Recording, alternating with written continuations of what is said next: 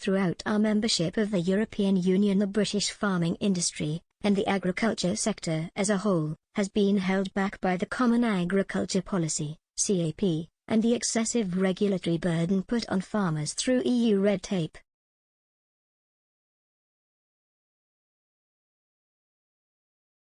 Key to bringing about a change in mentality within the industry will be action from the government to reduce red tape and the levels of bureaucracy which currently see some farmers spending more time completing paperwork than tending to crops and livestock.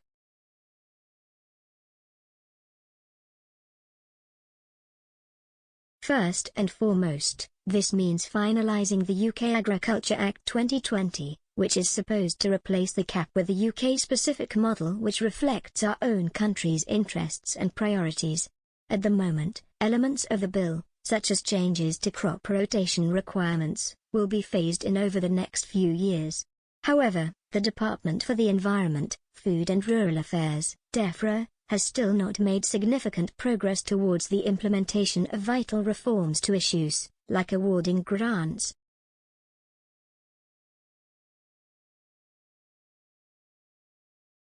Changes in this area could mean instead of rewarding strict adherence to detailed regulation, the government could direct funding to those farmers who have been successful, and incentivize new techniques to improve UK farming for the long haul.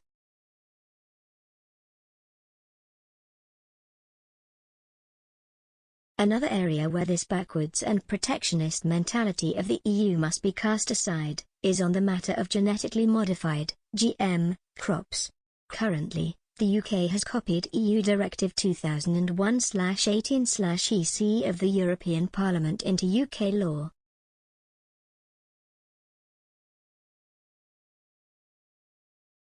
This regulation bans all forms of GM crops and agricultural genomics as a whole, with no scope for consideration on a case-by-case basis.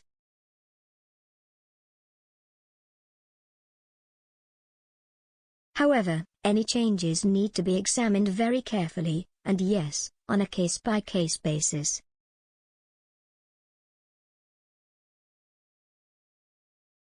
Allowing these products on a limited basis, after significant and detailed scientific analysis, could reduce the UK's food wastage, with fewer crops vulnerable to disease, as well as reducing our use of traditional chemicals and pesticides.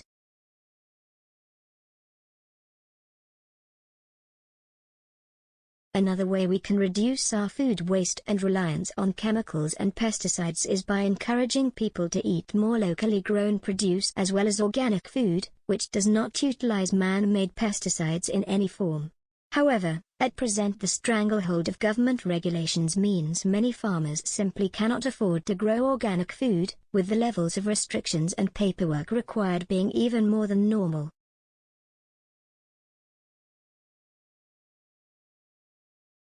If the UK agriculture sector is to thrive in the years to come, it must cast off the backwards and lethargic mentality of the EU and embrace all of the opportunities of the modern world. The lack of competition created by the Common Agricultural Policy has resulted in a system where fresh innovation and outside-the-box thinking is stifled, with food costs kept artificially inflated for the British public.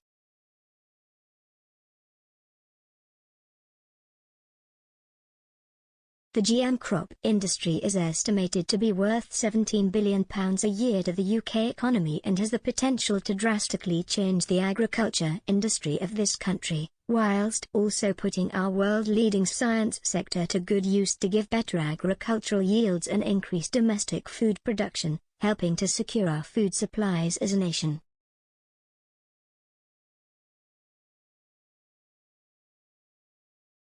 By no means am I advocating for bans on GM crops to be unilaterally lifted, and we must make sure we maintain high levels of industrial standards by not allowing our foods to be filled with additives or dramatically altered as we have seen in the USA. Brexit should never result in a race to the bottom on standards.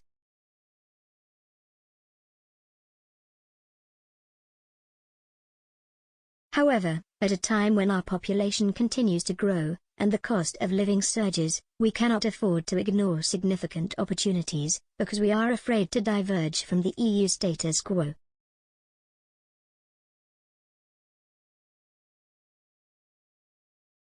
Not only would reducing red tape relating to farming, including organic farming, free up time for farmers to do their actual jobs, it would help lower the cost of food in this country, benefiting millions of people living on the poverty line.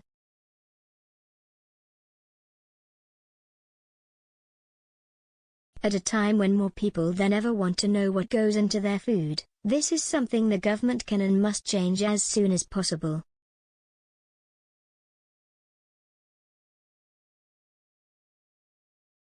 If people on lower incomes can eat better food which doesn't contain endless preservatives and additives, they are less likely to become sick or perhaps overweight, and this could reduce unnecessary strain on the NHS, helping lower the burden on public finances.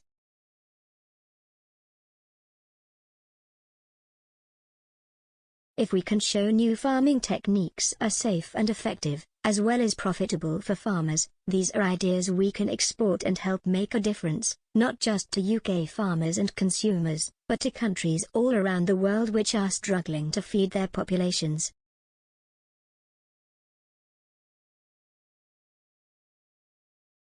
This kind of leadership is what Brexit was all about, so it is about time we brought our agriculture sector into the 21st century and give our farmers the freedom to do their job.